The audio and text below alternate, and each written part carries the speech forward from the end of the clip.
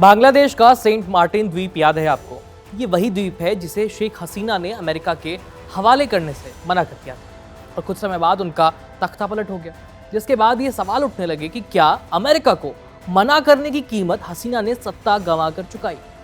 अब एक बार फिर से ये मुद्दा उठा है क्योंकि हाल ही में अमेरिकी सेना के युद्धपोत इस द्वीप के आसपास देखे गए हैं कथित तौर पर। तो क्या हसीना को जिसका डर था वही हो रहा है? और अगर ये बात सच है तो इसका भारत पर क्या असर पड़ेगा? दरअसल सेंट मार्टिन द्वीप बांग्लादेश का एकमात्र ऐसा कोरल द्वीप है जो बंगाल की खाड़ी के उत्तर पूर्व हिस्से में कॉक्स बाजार के टेकनाफ पेनिनसुला से करीब 9 किलोमीटर दक्षिण में स्थित है। ये द्वीप न सिर्फ पर्यटन के लिहाज से बहुत अहम है बल्कि अपनी भौगोलिक स्थिति की वजह से भी रणनीतिक रूप से बेहद अहम और सेंसिटिव माना जाता है। हर साल 1 अक्टूबर से 31 मार्च के बीच यहाँ हजारों पर्यटक दुनिया भर से आते हैं, जिससे जो लोकल अर्थव्यवस्था है उसको सहारा मिलता है। लेकिन इस साल मोहम्मद यूनुस की अंतरिम सरकार ने अचानक ऐलान किया कि 1 फरवरी से सेंट मार्टिन द्वीप पर आम लोगों और पर्यटकों की एंट्री पूरी तरह से बंद कर दी जाएगी। बैन एकदम। सरकार ने इसकी वजह पर्यावरण संरक्षण बताया। कहा गया कि बेहिसा पर्यटन के कारण कोरल रीफ, समुद्री जैव विविधता और द्वीप का नाजुक इकोसिस्टम बुरी तरह से प्रभावित हो रहा है। इसी कारण टूरिस्ट सीजन को 31 मार्च के बजाय 31 जनवरी में ही खत्म कर दिया गया। साथ ही बीच पर मोटरसाइकिल और किसी भी तरह के मोटर चालित वाहनों पर भी रोक लगा दी गई। सरकारी दलीलों के बावजूद ये फैसला काफी शक के घेरे में नजर आ गया है। बांग्लादेश के वरिष्ठ पत्रकार सलाउद्दीन शोएब चौधरी ने यह दावा किया कि अमेरिकी युद्धपोत सेंट मार्टिन द्वीप के आसपास देखे गए हैं।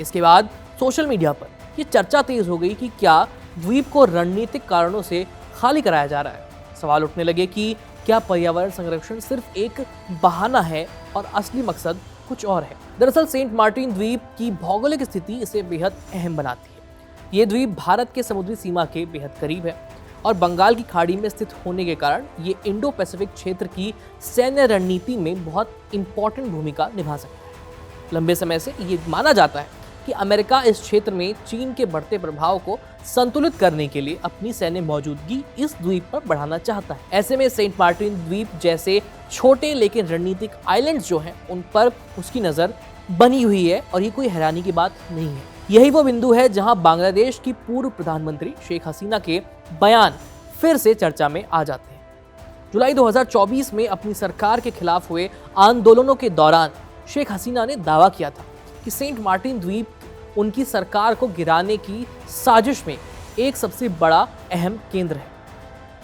हसीना ने साफ कहा था कि उन्होंने अमेरिका को इस द्वीप पर किसी भी तरह की सैन्य या रणनीतिक सुविधा देने से पूरी तरह से इनकार कर दिया था क्योंकि इससे पूरे क्षेत्र में तनाव बढ़ सकता था। पूरे क्षेत्र का मतलब है इंडिया, बांग्लादेश, म्यांमार, इस इलाके। उनके मुताबिक इसी इनकार के बाद अंतर्राष्ट्रीय दबाव और आंतरिक अस्थिरता बढ़ने लगी, जिसका नतीजा उनकी सत्ता से विदाई के रूप में हमें देखने को मिला।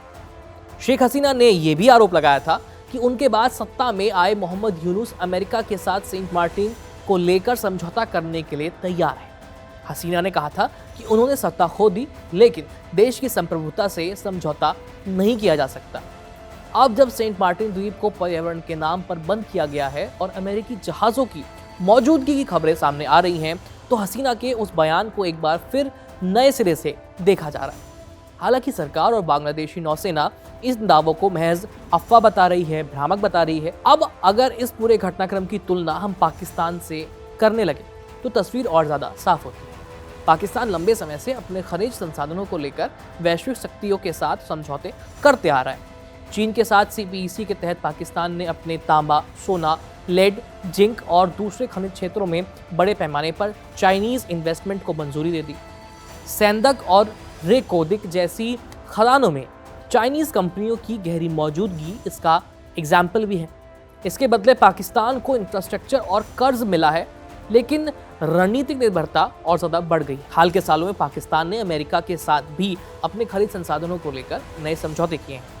खासतौर पर रेयर अर्थ एलिमेंट्स को लेकर अमेरिका के साथ सहयोग बढ़ाया गया है ताकि अमेरिका चाइना पर अपनी निर्भरता कम कर सके। इस तरह पाकिस्तान एक तरफ चाइना को इंफ्रास्ट्रक्चर और खनिज देता रहा है तो दूसरी तरफ अमेरिका को रणनीतिक संसाधनों की सप्लाई का रास्ता खोलता गया। कई एक्सपर्ट्स इसे पाकिस्तान की मजबूरी बताते हैं, तो कुछ इसे अपनी संप्रभुता से समझौते के रूप में देखते हैं। यही संदर्भ बांग्लादेश के लिए भी चेतावनी बनाता है। शेख हसीना पहले ही इशारा कर चुकी थी कि जैसे पाकिस्तान ने धीरे धीरे खुद को वैश्विक शक्तियों के रणनीतिक खेल में मोहरा बना लिया, वैसे ही बांग्लादेश भी उसी रास्ते पर धकेला जा सकता है। बंगाल की खाड़ी में अमेरिका की मौजूदगी के कई मायने हो सकते हैं। पहला ये कि हिंद महासागर और बांग्लादेश में चीन के बढ़ते प्रभाव को कम करने के लिए अमेरिका सेंट मार्टिन द्वीप पर अपना बेस बनाने की कोशिश में है। दूसरी वजह यह हो सकती है कि सेंट मार्टिन द्वीप से अमेरिका पूरे दक्षिण एशिया पर नजर रख सकता है। दक्षिण एशिया यानी इंडोनेशिया, थाईलैंड, वियतनाम, म्यांमार वगैरह वगैरह। और तीसरी और सबसे अहम वजह यह हो सकती है कि बंगाल की खाड़ी से अमेरिका भारत में दखल देने की कोशिश भी कर सकता है, चाहे वो राजनीतिक रूप से हो, आर्थिक रूप से या किसी और तरह से। खैर, ये तो सिर्फ कयास है। पक्की खबर का सभी को इंतजार है और भारत बंगाल की खाड़ी में हो रही हर हरकत पर काफी करीबी से नजर बनाए हुए है। फिलहाल इस खबर में इतना ही। देखते रहिए कड़क। मेरा नाम है आयुष। धन्यवाद। यहाँ ताजा खबर के साथ हर दिन की शुरुआत कड़क है। आमने सामने बैठ रखते हैं बात पूरे दम से, आराम से। चर्चा होती है बेधड़क। यहाँ किस्से कहानियों में बोल सरल और अंदाज बेहद कड़क मिलता है। जीने में एक तेवर है जो आता है सही ज्ञान, जानकारी और उससे कमाई कड़क नोट से। इधर मौके पर चौका नहीं, छक्का लगा जलवा दिखाते हैं। कड़क क्रिकेट से अपने रोमांच को जो बढ़ाते हैं। यहाँ की हर बात का मिजाज एक है, मिजाज कड़क। आपका अपना YouTube चैनल कड़क लाइव बेधड़क। क्रिकेट का हर एंगल क्लियर कट, ओपिनियन हो या एनालिसिस, डिलीवरी होगी एकदम कड़क। कड़क लाइव बेधड़क।